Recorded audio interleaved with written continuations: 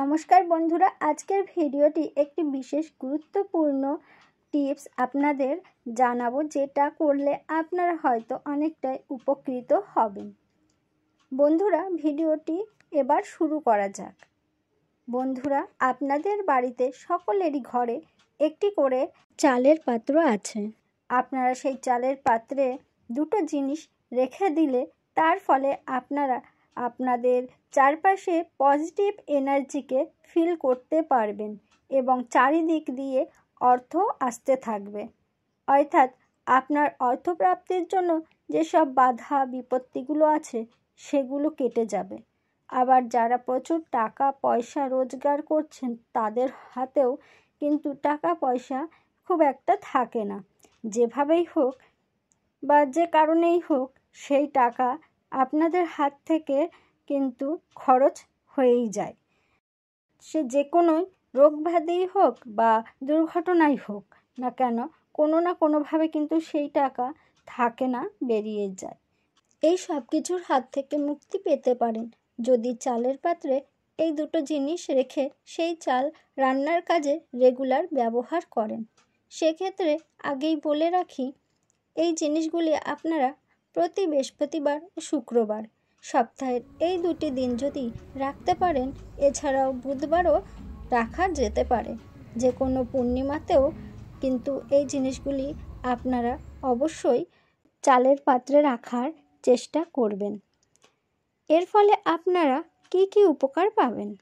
এই দুটো জিনিস চালের সঙ্গে মিশে যাওয়ার ফলে চাল থেকে সুন্দর গন্ধ তো বেরোবেই, এবং সেই চাল দিয়ে যখন ভাত রান্না করবেন এবং বাড়ির প্রতিটি সদস্য সেই চালের ভাত যখন গ্রহণ করবেন, তখন বাড়ির প্রতিটি মানুষের শরীরের মধ্যে একটি পজিটিভ এনার্জির বাতাবরণ সৃষ্টি করবে ও শরীরের মধ্যে থাকা নেগেটিভ এনার্জিকে ধ্বংস করবে, মনের মধ্যে থাকা পজিটিভ এনার্জিকে বাড়িয়ে তুলবে। এবং আপনারা যে কোনো কাজের জন্য মনের দিক থেকেই হোক ও শরীরের দিক থেকেই হোক নিজেদেরকে সুস্থ বোধ করবেন। যে কোনো কাজ এনার্জি দিয়ে করলেই সফল হওয়া যায়, আর এনার্জি না থাকলে সেই কাজ আপনি যতবারই করুন না কেন সেই কাজে সফল হওয়া ওঠে না। এই ধরুন যে কোনো একটি শুভ কাজের জন্য বাড়ি থেকে ভেবে নিয়ে বেরোলেন, কিন্তু আপনার কোনো এনার্জি নেই, বেরিয়েই ভাবতে ভাবতে যাচ্ছেন যে কাজটা হবে কি হবে না, যদি না হয় বা হবে কি না, সেই সমস্ত চিন্তা ভাবনা দূর হয়ে যাবে।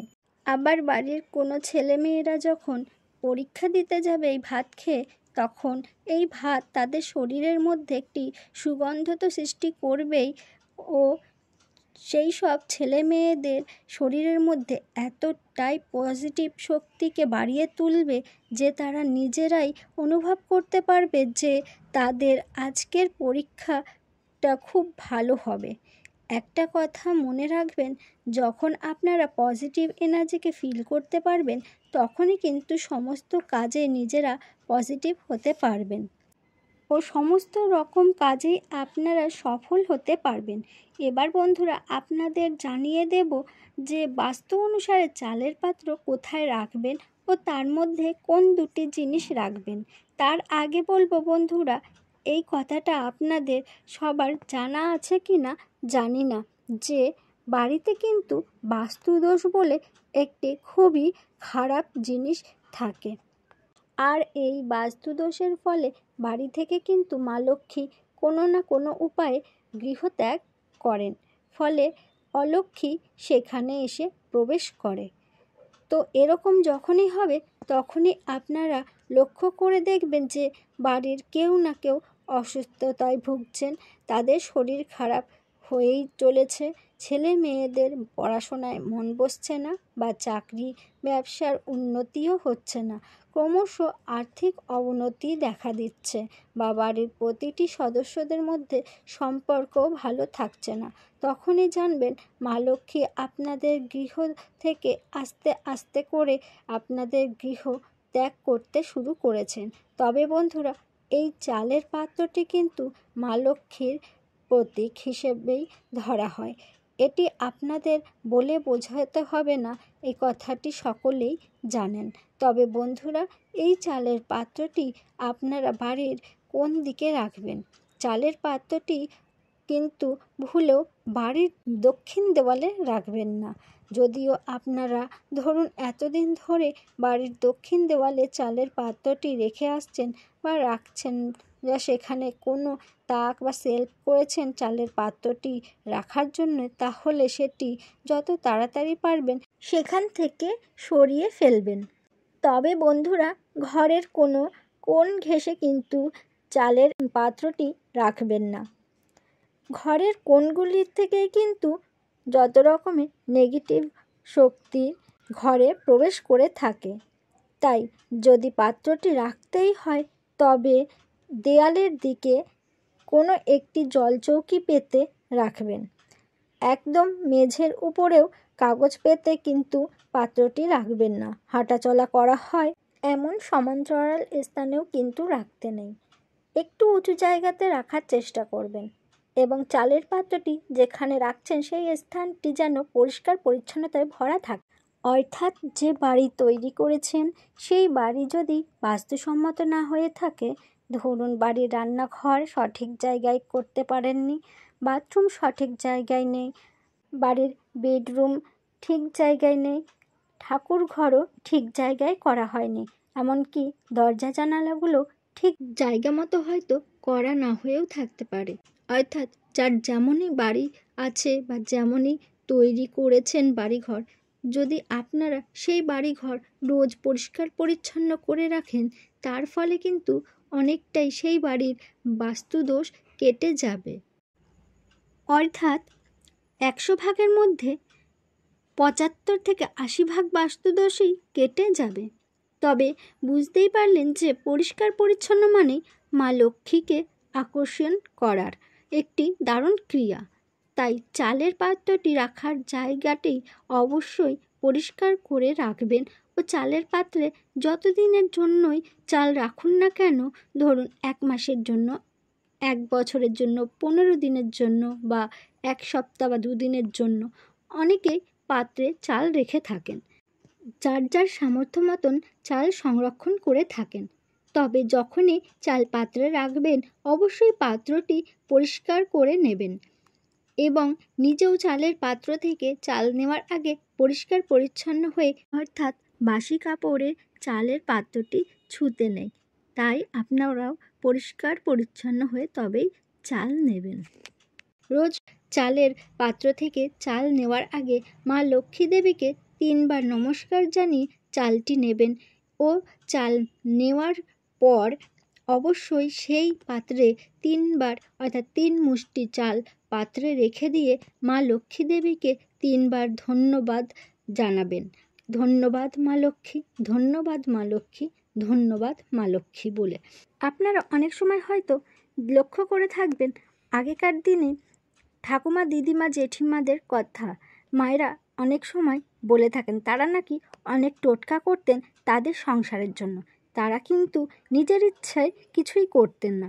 অবশ্যই এগুলো শাস্ত্র নিয়ম বলেই তারা মেনে চলতেন। তবে আপনারা অনেকেই এই কলিযুগের সময় এসে অনেকেই অনেক কিছু শাস্ত্রমত মানেন, আবার অনেকেই কিছু মানেন না। সেটা পুরোটাই আপনাদের ব্যক্তিগত ব্যাপার। কিন্তু যারা মানেন তারা এই সামান্য জিনিসটি চালের পাত্রে রাখুন, দেখবেন আপনাদের দিন সুদিনে পরিণত হচ্ছে। বন্ধুরা, ভিডিওর প্রথমেই বলেছি যে বৃহস্পতিবার ও শুক্রবার সপ্তাহের এই 2 দিন আপনারা এই জিনিসগুলি চালের পাত্রে রাখবেন এবং পূর্ণিমাতেও এই জিনিসগুলি চালের পাত্রে রাখা যেতে পারে। বন্ধুরা, কোন 2টি জিনিস আপনারা চালের পাত্রে রাখবেন বলে দিচ্ছি। প্রথম যে বস্তুটি আপনারা চালের পাত্রে রাখবেন সেটি হলো এলাচ। বন্ধুরা, এলাচ হলো মা লক্ষ্মীর প্রতীক। তাই আপনারা 5টি, 7টি, 11টি, আবার অনেকে 3টি এলাচও রাখতে পারেন। যার যে কটা সুবিধা হবে তিনি সে কটাই ব্যবহার করতে পারেন। দ্বিতীয় বস্তুটি হলো দারচিনি। বড় রোল করা দারচিনি থাকলে সেটিই রাখবেন, না হলে যাদের ঘরে যেরকম দারচিনি থাকবে সামনে রাখবেন, তাহলে একটু ভালো সুগন্ধ বের হবে চাল থেকে। আর যতই সুগন্ধ বেরোবে ততই কিন্তু পজিটিভ এনার্জি ফিল করতে পারবেন আপনারা। তো বন্ধুরা, এগুলি আপনারা 3 মাস পর্যন্ত চালের ড্রামে মজুত করে রাখতে পারবেন, কিন্তু তারপর 3 মাস অন্তর অন্তর এগুলিকে কোনো পবিত্র নদীতে হোক বা পুকুরে হোক বা কোনো নির্জন স্থানে ফেলে দেবেন এবং পুনরায় ফের জিনিসগুলি পাত্রে রেখে দেবেন। তো এই ছিল আজকের ভিডিও। যদি ভিডিওটি ভালো লেগে থাকে তাহলে জয় মা লক্ষ্মী বলে কমেন্ট করবেন ও এই ছোট্ট চ্যানেলটিতে সাবস্ক্রাইব করে শেয়ার করে লাইক করবেন, পাশে থাকবেন এবং সবাইকে ভালো রাখবেন। শেষে একটি কথাই বলবো বন্ধুরা, যে যাই করুন বা যে কোনো উপায় করুন না কেন, হাসি মুখে আপনারা সেই উপায়গুলি করবেন, দেখবেন এতে আপনারা খুব তাড়াতাড়ি ভালো রেজাল্ট পাবেন। তো বন্ধুরা, আপনারা সবাইকে হাসি খুশি রাখবেন এবং ক্রিয়াটি নিষ্ঠা ভরে ভক্তি সহকারে করবেন। রাগে মুখে বা দুঃখ কষ্ট নিয়ে কোনো কাজই করবেন না, না হলে ক্রিয়াটি থেকে কোনো উপকার পাবেন না।